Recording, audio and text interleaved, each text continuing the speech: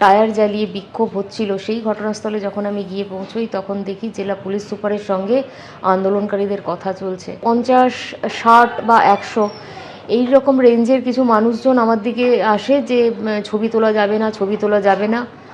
এবং তারপরে আমি সঙ্গে সঙ্গে আমার ক্যামেরা পার্সনকে বলি চল এখান থেকে বেরিয়ে যাব, এবং আমরা দুজনেই তখন সেখান থেকে বেরিয়ে আসছিলাম। আমি দ্রুত গতিতে আসার চেষ্টা করছি, তখন ওরা তখন আমার পেছনে ছুটছে, এবং যখন আমি ছুটতে শুরু করি তখন প্রায় 700, 800, 1000 খানেক মব আমার পেছনে ছুটছে।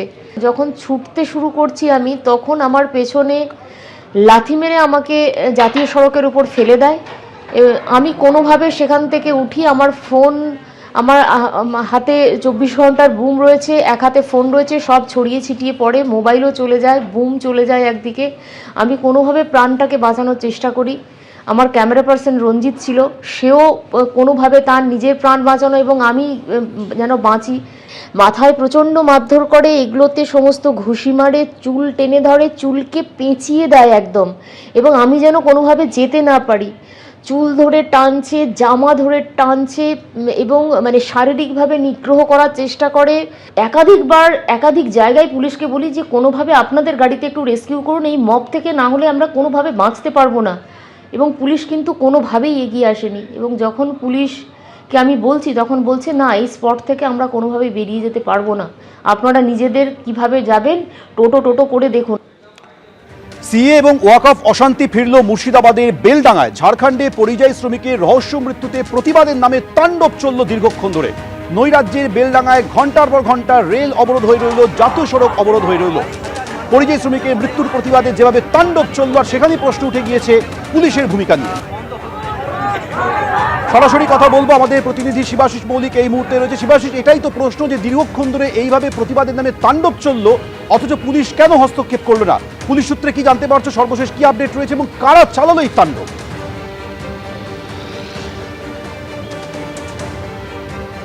একদমই তাই ঝোমেন, এই প্রশ্নটাই সকলের সামনে উঠে আসছে যে কারা চালালো এই তাণ্ডব। শুধুই কি স্থানীয় মানুষ, নাকি পিছনে ছিল কোনো রাজনৈতিক ইন্ধন? সেই প্রশ্ন কিন্তু বেলডাঙ্গার আনাচে কানাচে ইতিমধ্যেই উঠতে শুরু করেছে। বেশিরভাগ লোক, তাদের সাথে যখন কথা বলা হচ্ছে, তারা বলছেন যে তারা সাম্প্রতিককালে এ ধরনের পথ অবরোধ দেখেননি। প্রায় 3 থেকে 4 কিলোমিটার পথ অবরোধ হয়ে রইল, এবং ছোট গাড়ি, বড় গাড়ি, কোনো গাড়ি সেখান থেকে যেতে পারলো না, এবং 5.5 ঘন্টার বেশি সময় সেখানে পথ অবরোধ চলল। জেলা পুলিশ প্রশাসন তাদের বেশ কয়েকজন সেখানে উপস্থিত থাকলেন, তারা আলোচনা চালালেন, কিন্তু 5.5 ঘন্টার বেশি একটা জাতীয় সড়ক, আমরা এই মুহূর্তে যেখানে দাঁড়িয়ে রয়েছি 12 নম্বর জাতীয় সড়ক, এবং এই জাতীয় সড়ক কিন্তু বিশেষভাবে তাৎপর্যপূর্ণ, কারণ দক্ষিণবঙ্গ থেকে উত্তরবঙ্গ যাওয়ার জন্য বিশেষ গুরুত্বপূর্ণ এই পথ, এই 12 নম্বর জাতীয় সড়ক। যে 12 নম্বর জাতীয় সড়ক অবরোধ করে রাখা হলো ঘন্টার পর ঘন্টা, এবং সংবাদ সংগ্রহের ক্ষেত্রে বিভিন্ন সময় কিন্তু বিভিন্ন সময় ছবি তুলতে দেওয়া হচ্ছে না, কথা বলতে দেওয়া হচ্ছে না। সেই যে সারাদিনের যে তাণ্ডবের ছবিটা আমরা এই বেলডাঙ্গায় ফুটে উঠেছে, সেই ছবি কিন্তু বিকেলেও বিভিন্ন জায়গায় দেখা গেল যে বাধা দেওয়া হচ্ছে, এবং এখনো পর্যন্ত কিন্তু কার্যত থমথমে বেলডাঙ্গা। বিভিন্ন জায়গায় যান চলাচল শুরু হয়েছে, বিকেলের পর থেকে আমরা জানি যান চলাচল শুরু হয়ে গিয়েছে, কিন্তু কোথাও একটা চাপা অশান্তি, চাপা উত্তেজনা এখনো রয়ে গিয়েছে বেলডাঙ্গাতে। শিবাশিস, তুমি আমাদের সঙ্গে থাকো। ওয়াকফ অশান্তি ফিরল মুর্শিদাবাদের বেলডাঙ্গায়। কয়েক মাস আগে যেভাবে ওয়াকফ নিয়ে অশান্ত হয়ে উঠেছিল মুর্শিদাবাদের বিভিন্ন জায়গায়, আজ বেলডাঙ্গায় এক পরিযায়ী শ্রমিকের, ঝাড়খণ্ডে পরিযায়ী শ্রমিকের মৃত্যুর প্রতিবাদে পরিস্থিতি উত্তপ্ত হয়ে ওঠে। ঝাড়খণ্ডে পরিযায়ী শ্রমিকের রহস্য মৃত্যুতে প্রতিবাদের নামে তাণ্ডব চলে। নৈরাজ্যের বেলডাঙ্গায় ঘন্টার পর ঘন্টা রেল অবরোধ হয়, জাতীয় সড়ক অবরোধ হয়।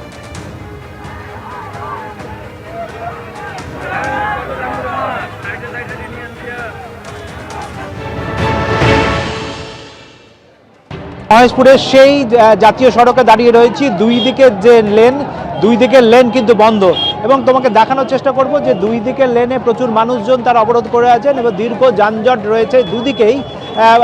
একেবারে কলকাতাগামী এবং বহরমপুরগামী দুদিকের রাস্তা কিন্তু অবরোধ হয়ে রয়েছে এবং যানজট রয়েছে এই জায়গাটায়। এবং স্থানীয় মানুষজন যারা অবরোধ করেছেন তারা একটাই দাবি করছেন যে এই যে ঘটনা ঘটেছে সেই ঘটনার উপযুক্ত শাস্তি, যারা এই ঘটনা ঘটিয়েছেন তাদের দৃষ্টান্তমূলক শাস্তি এবং যে ক্ষতিগ্রস্ত পরিবারের যে ক্ষতিপূরণের ব্যবস্থা এইটা নিশ্চিত করতে হবে। একের পর এক মুর্শিদাবাদ জেলার পরিযায়ী শ্রমিক বিভিন্ন রাজ্যে গিয়ে ভিন রাজ্যে গিয়ে আক্রান্ত হচ্ছেন, এর একটা হ্যস্ত করতে হবে। এবং অবরোধকারীদের একটাই বক্তব্য যে যেভাবে পরিযায়ী শ্রমিকদের মুর্শিদাবাদ থেকে বাইরে যাওয়া যে পরিযায়ী শ্রমিকদের উপর আক্রমণ করা হচ্ছে তার একবারে সুনির্দিষ্ট কোনো একটা ব্যবস্থা করতে হবে।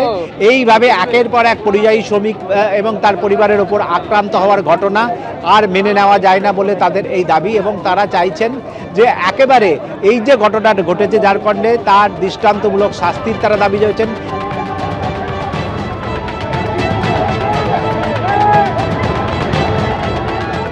একেবারে পদস্থ পুলিশ আধিকারিক যারা রয়েছেন তারা স্থানীয় বাসিন্দাদের বেশ কয়েক ঘন্টা ধরে বোঝানোর চেষ্টা করছেন অবরোধ তুলে নেওয়ার জন্য এবং সমস্ত রকম ব্যবস্থা করা হবে, তাদের দাবি মানা হবে। কিন্তু মানুষজন কিন্তু একেবারে এখনো পর্যন্ত অনড় রয়েছেন। তারা চাইছেন যে আরও উচ্চপদস্থ আধিকারিক বা প্রশাসনিক আধিকারিক তাদের এসে এই আশ্বাস না দিলে তারা এই অবরোধ তুলবেন না। ডিএম ছাড়া আমরা অবরোধ দিবে না, এখানে বললে মারছে। আমরা কি দেশের নাগরিক না? আমাদের রক্ত মাংস নাই, আমাদের স্বাধীনতা নাই। স্বাধীন দেশে আমরা এখানে ডিএম কে চাই, মুখ্যমন্ত্রীকে চাই। শুরু হয়েছে, এখনো ডিএম ছেড়ে আসেনি, এসপি কুমার সানিরাজ আসেনি, ওসি কেউ আসেনি, কোনো মন্ত্রী আসেনি, কোনো নেতা আসেনি। এরকম দীর্ঘ ঘটনা আগামী উড়িষ্যায় হলো, আমাদের জুয়েল রানা ও মারা গেল, কিছুদিন আগে ঝাড়খণ্ডে মারা গেল, আজ সেই সেম ঘটনা মারা গেল। এখনো কোনো প্রশ্ন নাই। মুখ্যমন্ত্রী এসে আমাদেরকে এখানটা আমাদের সিদ্ধান্ত লেখ, যারা যাদের বাড়ি লাশ মরে গেছে তাদের বাড়ি যাক, তাদের বাড়ি যেয়ে তাদের সহযোগিতা করুন। আন্দোলনকারীরা অনড় রয়েছেন যে সর্বোচ্চ যে আধিকারিক রয়েছেন, প্রশাসনিক আধিকারিক এবং সর্বোচ্চ জনপ্রতিনিধি যারা রয়েছেন তাদের যতক্ষণ না আসবেন ততক্ষণ এই তাদের আন্দোলন কিন্তু চলবে। বেলডাঙ্গায় এই তাণ্ডব বিজেপিকে নিশানা করেছেন মুখ্যমন্ত্রী মমতা বন্দ্যোপাধ্যায়। তিনি বলছেন রাজনৈতিক স্বার্থ চরিতার্থ করার জন্য উস্কানি দেওয়া হচ্ছে, বিজেপি দাঙ্গা লাগানোর চেষ্টা করছে। বেলডাঙ্গায় কাদের প্ররোচনায় এই ঘটনা ঘটেছে সবাই জানে। কি বললেন মুখ্যমন্ত্রী শোনাবো।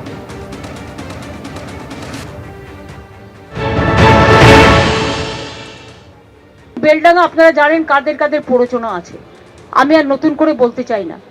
ফ্রাইডে জুম্মাবার পবিত্র বার, যেমন শিবেরও বার, মা দুর্গারও বার, সন্তোষী মাতারও বার, তেমনি ফ্রাইডে জুম্মার নেওয়া যায়। এখন যদি দুর্গাপুজো দেখতে এসছে কোটি কোটি লোক, সেখানে আপনি যদি একটা মাইক লাগিয়ে দেন তাহলে সবাই শুনবে। তো ফ্রাইডে জুম্মাবার এমনি সংখ্যালঘুদের কাছে একটা সেন্টিমেন্ট আছে, সেখানে সবাই ফ্রাইডে জুম্মার নামাজ করতে এসছে। এখানে কেউ কেউ যদি তার রাজনৈতিক চরিতার্থ করবার জন্য উস্কে দেয়,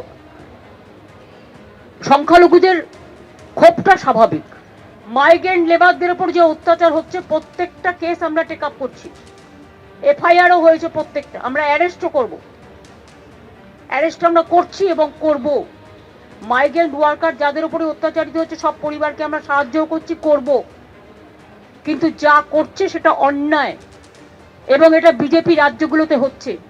তাহলে বিজেপি বাংলায় কি করে বলে যে আমাদের ভোট দিন, যেখানে অন্য রাজ্যে বিজেপি আছে, বাংলা বললেই তার উপর অত্যাচার করা হচ্ছে, সেখানে তারা কি করে আশা করে যে বাংলার মানুষ ওদের পাশে থাকবে? এই 2 মাসে 200 বার নোটিশ এসছে, বিএলওরা প্রেসারে পাগল হয়ে যাচ্ছে, ইতিমধ্যে 100 জনের মতো লোক মারা গেছে। এটা আপনাদের বুঝতে হবে কি সাংঘাতিক সিচুয়েশন। এরা ইচ্ছা করে বাংলায় দাঙ্গা লাগানোর চেষ্টা করছে, বিজেপির প্ল্যান এটা। নিজেরা ভোটে পারবে না তাই ভোট পাকাচ্ছে, করছে লুট, বলছে ঝুট। এদিকে আজকের ঘটনা নিয়ে শুভেন্দু অধিকারী বলছেন শুক্রবার হলে ওরা জমায়েত হয়, নিজেই বলেছেন মুখ্যমন্ত্রী। এটাই হচ্ছে রাজ্যের হাল, বললেন বিরোধী দলনেতা। পুলিশ মন্ত্রী নিজে বলে গেছেন শুক্রবার সব ছাড় আছে।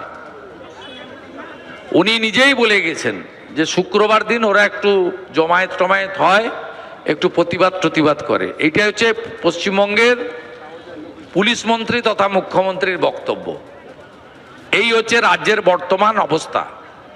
এই অবস্থার পরিপ্রেক্ষিতে আমরা ভারতীয় জনতা পার্টি মনে করি যে অবিলম্বে